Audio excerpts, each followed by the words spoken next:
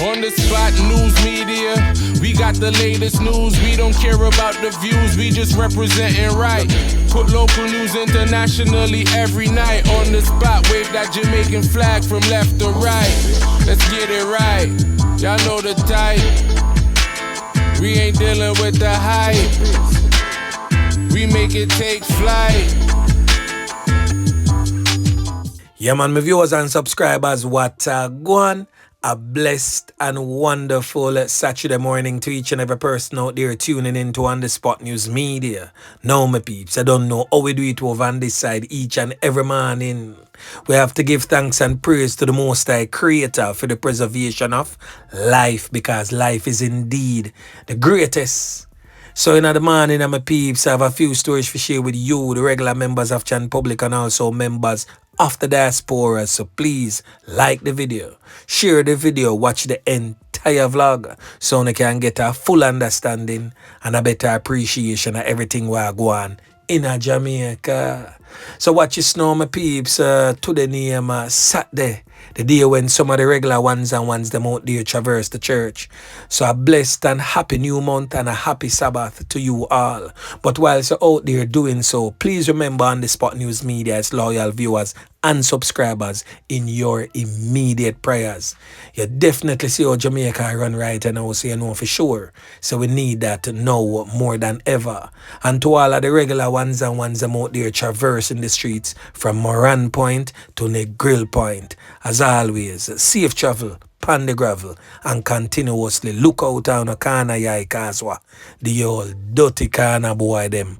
Always out there. Alerts. Yeah man.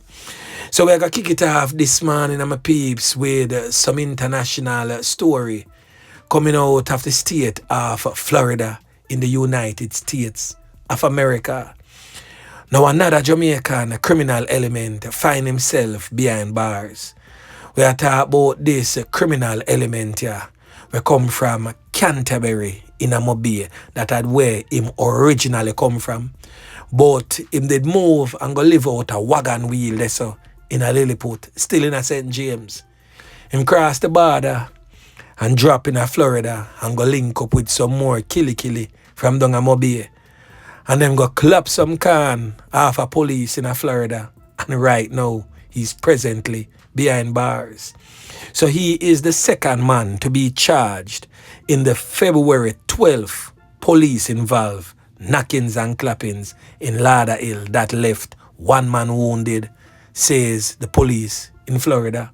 So according to the Broward Sheriff Office Homicide Unit detectives, the criminal element presently on your screen positively ID'd as Reece Anglin, 32 years old, but he's more popularly known in the criminal underworld as Chino, was taken into custody on February 14th, Valentine's Day, by Tampa Police Department officers.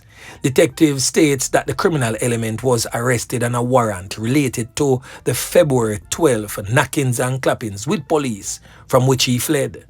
So following his arrest, the criminal element was booked into the Hillsborough County Jail on 2 counts of attempted murder of a law enforcement officer. And that took place on Thursday. So he was then later transferred to the Broward County main jail.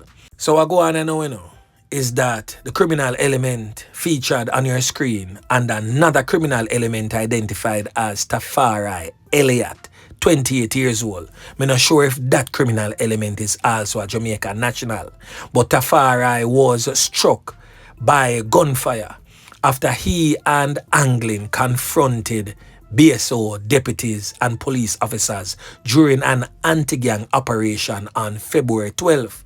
It took place at the Calypso K Apartments, that is Northwest 21st Street in Lauderhill.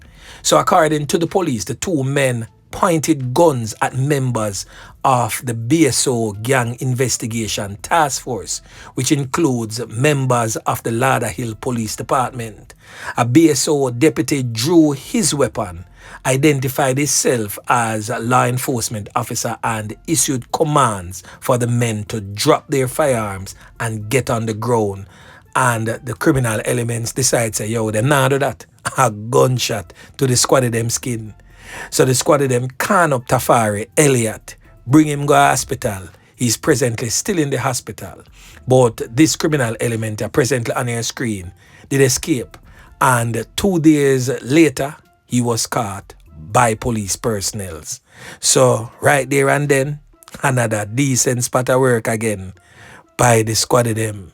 So for those who expect to see this criminal element here back in the streets anytime soon, it not gonna happen. So Canterbury Mobile and Wagon Wheel Lilliput, this criminal element here, we not gonna see him no time soon. By the time him get out of prison for attempted fatal knockings and clappings of police personnel in Florida, trust me, him a go hole and a walk with a crook stick. Yeah man, saying away back to local style. So we're gonna kick it off with some updates, my peeps. Now the first update is in relation to the fatality of this Digicel employee and businessman who went missing some time ago.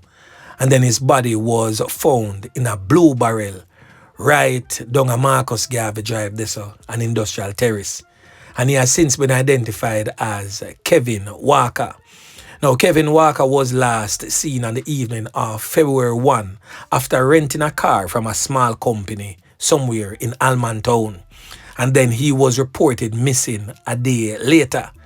So the police then find the barrel with the body in it. DNA examinations have now revealed that the body in the barrel was that of the now deceased man, Kevin Walker. So the police were probing whether Walker was beaten and tortured to provide his personal banking information to his attackers. So it is understood that officers from the JCF, Counter-Terrorism and Organized Crime branch, we talk about CTAC, and the crime officer for the Kingston East flagged suspicious transactions on Walker's account. The officers stated that they saw where a suspicious transaction transfer of 700,000 from Walker's account to an NCB account under the name of Alicia Dixon. It is also alleged that the suspects used Walker's credit card to make purchases at Carlisa and Gibbo Trading. And for those who remember, a person of interest in this particular matter, a criminal element identified as Donovan McFarlane, was also taken out by the police during a firefight on February 11th. The police have also taken into custody 19-year-old Tajay Thompson, otherwise known as Tico. So 2 other suspects, Lavar Whitaker and a man identified only by his alias as Chino, remains at large, and the police is stating that they have prepared them file for charge 3 women in connection also with the disappearance and the loss of life of the Digicel employee. So the next update is in relation to a 2023 fatal knockings and clappings. So 25-year-old Ryan McFarlane, otherwise known as Engine, who come from 72 Oxford Street, that are in a Denham town, was pointed out during an identification parade on Wednesday, and he has been officially charged with the offense of a fatal knockings and clappings. He was also charged with being in possession of a prohibited weapon, unauthorized possession of ammunition, and making use of a firearm to commit a felony. So this is in connection with the October 12, 2023 fatal knockings and clappings of 31-year-old Christopher Taylor of a Woodward Street address in Jonestown, Kingston 12. Reports suggest that sometime around 1:54 a.m. on the day in question, Taylor was standing at the intersection of North Street and Oxford Street when he was pounced upon by McFarlane and other men, all armed with handguns. It is said that they reportedly can up Taylor multiple times. Taylor was, however, transported to the Kingston Public Hospital where he was officially pronounced, you know what. McFarlane was taken into police custody on the 22nd of February this year and was positively identified 4 days later. Now the police them officially slap some murder charge upon him. So right there and then, another decent spot of work again by the squad of them. Now we're going to hear from the National Security Minister, that's Dr. Reece, who is optimistic that the country is on track to record a further decline in fatal knockings and clappings this year if the current trend continues. Well, the current trend is that the squad of them are slap them well left, right and center every day or every other day. Another top tier criminal element end up lose them 3 points during a firefight with the squad of them. Yeah, man. So according to the latest serious crime report from the Jamaica Constabulary Force is that up to February 22nd, the country had recorded 104 fatalities, and that is in comparison to 143 for 2024, and this represents a 27% decline. We don't say it passed 104 because today are the 1st of March. So now we're going to hear from Dr. Chang as he weighs in on the latest crime stats in Jamaica. Now listen. At the rate you're going, you'll have the lowest number of murders in Jamaica for the last 25 years and more. That didn't come out by policemen sitting in the desk because they're in the office and they look comfortable and cool and they sit down and enjoy when the air conditioner work, they enjoy the air conditioning unit.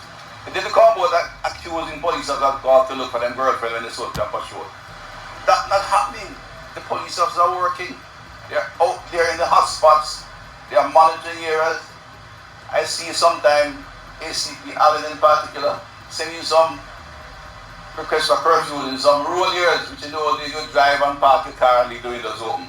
And I know they will doing it based on intelligence, and therefore we can look at this area today.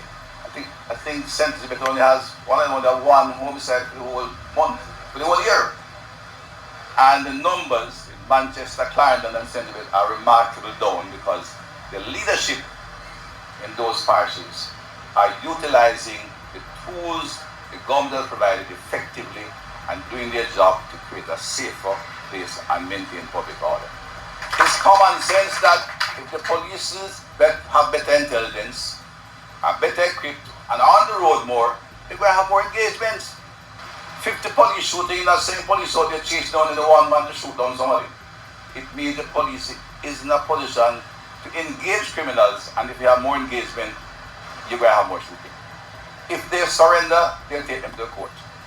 I've been told by the commissioner that the majority of thugs are in fact before the courts. But there are those who choose to take on the police, and you have had that. Now the next thing that we're going to talk about, my peeps, is something that we don't really hear about too often in Jamaica. And it took place over there in the St. Catherine South Police Division in the community of Old Harbour, where an American man was held in Old Harbour for overstaying in Jamaica. But guess what, my peeps? It turns out that he is a fugitive in America. Yeah, man. So all of this came to light in the St. Catherine Parish Court yesterday when they heard that an American man charged with overstaying in Jamaica is wanted in the United States of America on shooting charges. So the man in question has since been identified as 28-year-old Saheed Singh. He appeared in court. It was revealed that a warrant had been issued for his arrest. A representative from the United States Embassy appeared and acknowledged the offense. So Parish Court Judge Miller remanded Singh until March to facilitate the appearance of a representative from the Passport, Immigration and Citizens Agency. So allegations are that on Monday, February 24th, police operatives assigned to CETA conducted an operation on Old Harbour Road in St. Catherine. And during that operation, Singh was observed washing a motor vehicle. He was accosted and checks revealed that he had been in Jamaica for more than 12 months, exceeding the time allowed in the country. He was subsequently charged for overstaying his time, and it was revealed that this brother is a criminal element and wanted for a slew of gun-related charges in the United States of America. Now, send him back, Your Honor. Please send him back. We have enough criminal elements of our own. Yeah, man. And we get a breaking news. We not get no information on it as yet, that police can up 2 in a Wolaba. So on the spot news media will most definitely be making checks as it relates to that double knockings and clappings in Wolaba by the police and update you subsequently. And also a breaking news that a fatal knockings and clappings took place in the Kingston Western Police Division along Raphael Avenue and Dove Street. A man identified as David Robinson, otherwise known as Shaky, come from 12 Ramsey Road, said to be 28 years old. We get to understand says another criminal element identified as Nico carry out the fatal knockings and clappings there. So as always, I'm going to stay upon that one also and update you subsequently. Now the last thing that we're going to talk about, we have a list of some criminal elements who have been labeled as wanted by the police. Now first on that list is a criminal element identified as Leon Brown, but them call him Prezi. Now this brother is definitely the president for the Ugly Man Association. Because boy, may I tell you, look pan sin. When you see how sin look, that's why man fi stay away from the dirty kind of boy lifestyle, you know. Because look pan sin. Boy, may I tell you. Now he's wanted for a fatal knockings and clappings and a slew of gun-related charges. He frequents the areas of Good Hope, Negril and the General Westmoreland. Now the next criminal element who has been deemed as wanted by the police has since been identified as Javan Whittingham, but them call him Dragon in the streets. Now this brother is not wanted for one, but he's wanted for 2 fatal knockings and clappings and also wounding with intent. He also frequents the Dallin Street area in Westmoreland and is wanted by the Westmoreland police right now. So the next criminal element presently on your screen has since been identified as Mikael Wright, but he's more popularly known in the criminal underworld as Miguel, and he's wanted for an assault at common law and possession of a prohibited weapon. He frequents the Pipers Corner district and Amity district in Westmoreland, and he's wanted by the Westmoreland police. And last but most definitely not the least, a criminal element that has been featured on this channel for quite some time. I wonder if he's still there. He has since been identified as Shaquille Brown, and he's wanted for firearm-related charges and a fatal knockings and clappings. He frequents the Williams Street area in Montego Bay, St. James. Now, if you don't know which part any one of them criminal elements here hide out, please alert the nearest police station. And as always, if you don't trust the police, link on the Spot News Media or any like-minded vlogger. Give us the information and we will most definitely pass it on to the relevant authorities who can make effective change. So anyway, my peeps, remember to like, share, subscribe to the channel. Stay tuned to On The Spot News Media as I continue to bring you fresh news and updates in subsequent newscast. On The Spot News Media. Yeah, man.